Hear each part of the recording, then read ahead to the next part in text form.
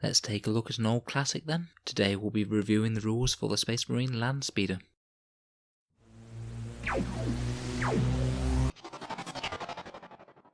Hello and welcome back to Auspex Tactics, the Warhammer 40k tactics channel, where we look at how to get the best out of our miniatures on the tabletop. Today we'll be continuing in our reviews of the Space Marine datasheets from Codex Space Marines, and we've reached the Landspeeder. Now these guys have been around for absolutely ages, and were one of the first miniatures that I ever put together for 40k. I believe it was a 4th edition starter set that had a Space Marine tactical squad and a Landspeeder facing off against some very pointy Dark Eldar. I think I still do have that relic somewhere. It required another paint job at some point, but it still doesn't really disguise the terrible gluing and modelling that came underneath it. But I do have a few slightly newer and snazzier models painted up, though I'm afraid I can't say they've seen that much use in 8th yet. All that aside, in this review we'll be taking a look at the model's datasheet, any obvious buffs and synergies that we can see on the tabletop, and how I would currently run them in a game of 40k. In the background, Landspeeders are built from an ancient STC design, and until quite recently with the advent of the Primaris Space Marines, were one of the very few Space Marine units to use anti-grav technology. They skim a few meters above the ground, able to move and redeploy very rapidly, and are used as scouting and reconnaissance vehicles that can bear some decent firepower to eliminate enemy outlying formations. So let's take a look at their in-game rules.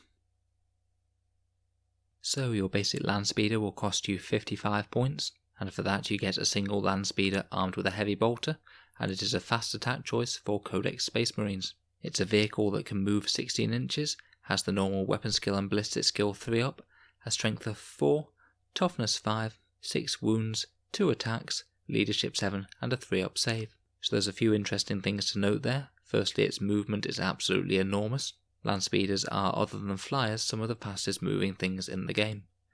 Also nice is its weapon skill of 3+, which represents the Space Marine crew fighting as they're not exactly enclosed in the Landspeeder.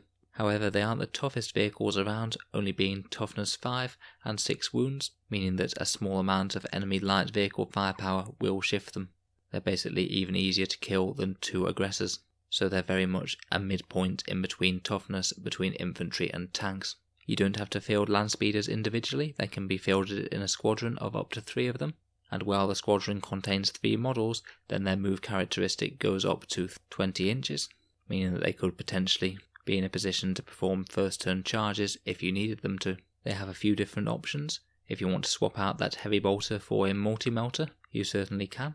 Landspeeders aren't such a terrible platform for a multi-melter, because that massive movement means that they're quite good at getting within that 24-inch range to threaten the targets that they need to. Being short range does mean that you are a bit more likely to put your Landspeeder in harm's way, however, and I always have felt that multi-melters are just a bit expensive for what you get, seeing as you get a las cannon with a higher strength and a 48-inch range for just a couple of points more. You also have the option of taking a underslung weapon, either an assault cannon or a heavy flamer. This would make it a tornado pattern Landspeeder, as was the lingo from previous editions, and you can also make it a typhoon pattern Landspeeder by giving it a typhoon missile launcher instead of taking one of those. The heavy flamer does have the advantage of being able to get a little bit closer with that Landspeeder's massive movement, plus not needing to roll to hit is a decent advantage on a vehicle that will otherwise have a -1 penalty every time it moves. The assault cannon has a ferocious rate of firepower. It's a little bit short ranged, but again that's not always the worst on a Landspeeder, and can just put out a lot of decent mid-strength shots.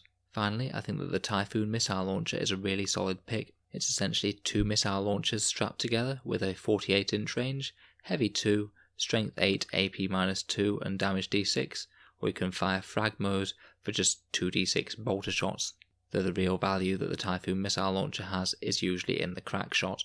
A Typhoon missile launcher will set you back 32 extra points, so on top of your standard heavy bolter Landspeeder this will make it 87 points. The assault cannon is 22 points, so a heavy bolter and assault cannon Landspeeder will cost you 77 points.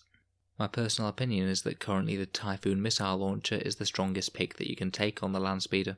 Admittedly, this does mean that you're buying quite an expensive platform at 87 points for a 6 wound model, but compared with the other builds it actually provides some really serious firepower, to the extent where you don't really get many units that shoot quite as well for that little points. Also, the Typhoon missile launcher's very long range means that you can use that mobility to keep the enemy at extreme arm's length, hopefully out of the range of a lot of threatening guns, or perhaps out of line of sight of a lot of units apart from its intended target. In terms of the other weapons, I quite like the assault cannon. It's fairly standard points for how much you pay for how much damage you get out of it, and it synergizes quite well with the heavy bolter to give you 9 mid-strength, mid-AP shots.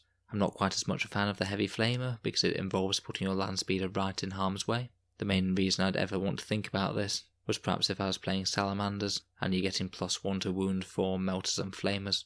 Other than its anti-grav upwash special rule, which is the one for making 3 Landspeeders have movement 20, we also get Angels of Death, so that's shock assault, so each Landspeeder will be having 3 attacks on the charge, combat doctrines, and of course these guys will absolutely love Devastator Doctrine. Basically all of its guns aside from the multi-melter will gain a lot out of that extra 1 AP. They can also explode, but when they explode it's quite a small explosion. Its only units within 3 inches suffer 1 mortal wound. Landspeeders do not have deep strike as they did in previous editions, and they don't have any benefit to moving and shooting with heavy weapons, which is a bit of a problem for their intended role, because it means that their shooting is permanently a bit rubbish if you want to get any of the value out of that massive movement characteristic, which you generally will do, otherwise you probably would have just invested in static firepower. So overall, the Landspeeder is a very fast, very fragile unit that can pack decent firepower when armed with those Typhoon missile launchers. It'll ideally be wanting to keep the enemy at arm's length and strike down the foe while being out of range of reprisals, though in some cases it could potentially operate in close combat itself, perhaps to tie up enemy gunline units if the situation arose. So let's take a look at some of the obvious buffs and combos that we can use with Landspeeders. In terms of chapter traits, as is often the case with vehicles, Iron Hands just seem to win, hands down, for Landspeeders. I'm sorry White Scars, it probably should have been you.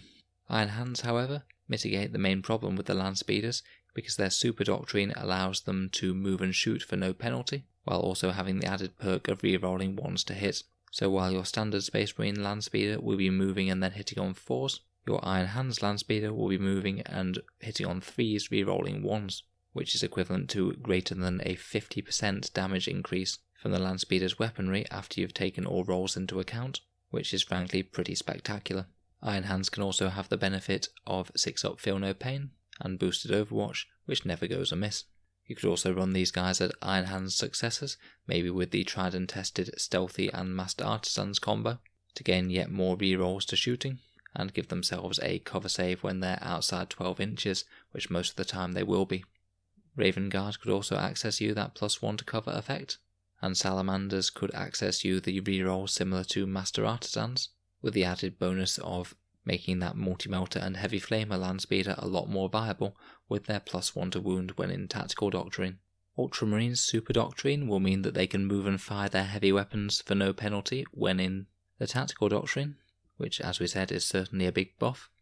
Imperial Fists will certainly be great for getting +1 to damage against vehicles and ignoring cover, and also help out a heavy bolter arm Landspeeder for extra shots on the 6. Dark Angel's Ravenwing Landspeeders operate a little bit uniquely, and I'm hoping to cover them sometime soon, once we have more information from their new Psychic Awakening book to see how they change. I'm sorry to say that White Scars really don't get much benefit for Landspeeders, at least not from their chapter tactic or doctrine, as the main benefits for moving and shooting for heavy weapons for some reason annoyingly only applies to bikers, and they didn't include Landspeeders with this, even though Landspeeders are definitely a pretty iconic White Scars unit. In terms of character buffs, I'd argue the single best character to buff Landspeeders with would probably be the Chapter Master, or perhaps a Codex-specific Chapter Master, such as Kayvan Shrike for example. This is because when your Landspeeders move, they'll be hitting on 4s, but with the Chapter Masters you can reroll all of those misses, including the ones that are only misses due to modifiers, meaning they'll actually be hitting 75% of the time under normal circumstances, so it brings their efficiency right back up and allows them to use that movement. Particularly characters on bikes might be good for buffing the Landspeeder's damage. Also, when you use a big squad of them, they could be a decent target for Chaplain Listeners, who again could help with the negative to hit from movement by giving them all a +1 to hit. As always with vehicles, Tech Marines have the option to be able to heal them, though they might be a little bit less use on Landspeeders, as you're often just going to either just get them completely killed or not take any damage, because they've only got so few wounds. They're less likely to just be wounded and just survive. In terms of stratagems, we have the option of big guns never tire, as potentially another way to mitigate the -1 to hit from moving and shooting with heavy weapons, though this does cost 1 command point per turn, so can be a bit of a drain on your precious command points if you're just building it in as another cost in your list. Obviously this is going to be best used on a big unit of Landspeeders with 3 of them, and a lot more worth it there compared with just 1 Landspeeder. For 2 command points we have Skilled Riders, which can be used if your Landspeeders move, and this will give you a 4-up invul save until the start of your next turn. Also, if you advance, then you get a 3-up invul save, but usually you won't want to be advancing, as this will make you unable to shoot all those nice guns. This stratagem certainly goes quite a long way to mitigating their very weak durability, but it's quite expensive in command points, again for 2 command points. I'd certainly only ever consider it if I was using a full unit of 3 of them, and even then you might be using it for no effect at all, as you have to declare it in your movement phase and not when the opponent targets one of your units, such as the Duty Eternal stratagem for Dreadnoughts. I'd say if you have absolutely loads of command points it could be worth it, but in a command point squeeze list then it's probably not. Finally we have Data Link Telemetry, which isn't available in the current Space Marines Codex, but is still available in some of the other special non-Codex chapters such as Blood Angels. This will allow one of your whirlwinds to auto-hit the enemy, provided they're within 12 inches of one of your Landspeeders. To be honest, this is a bit of an expensive combo to make work, mainly because it involves putting your Landspeeder right in harm's way, on top of the command point cost, but I can certainly see how it could be a bit more efficient if you're playing a game very skillfully. So how would I use Landspeeders in a game of 40k then? As I've already said, my preferred loadout is definitely to take the Typhoon missile launcher. Since it dropped in points, this thing is an absolute steal at just 32 points, and in my opinion is by far the most competitive way to run Landspeeders at the moment, and I wish that mine were modelled with them. I'd combine this with the Heavy Bolter, which is a good general purpose gun, but mainly just to keep it fairly cheap, as I don't think that the multi-melter is particularly efficient points wise. By far my favourite way to run this would be in an Iron Hands army to give you those free reroll 1s and move and shoot with no penalty, and bonus points for being Master Artisan's successor Iron Hands, as those Typhoon missile launchers will absolutely love a reroll hit and reroll wound. Point for point, this does put out some incredibly scary firepower for quite a small amount of points. As I mentioned already, I think that the biggest weakness of the Landspeeder is its incredibly low durability.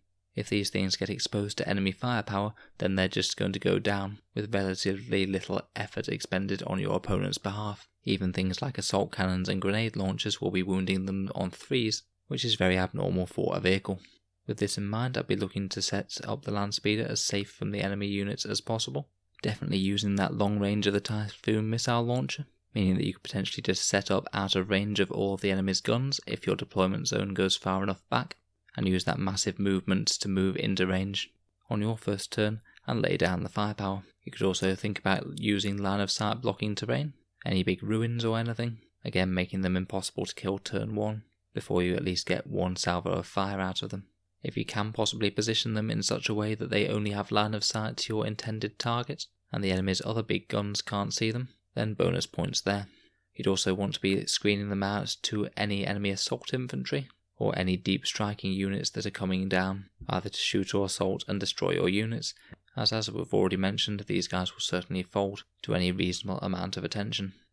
For the more aggressive and close-range Landspeeders, such as those with heavy flamers or assault cannons and the like, they'll need to deploy a bit further forward before getting closer to get that weaponry in range, again hopefully out of line of sight until they can deliver their payload.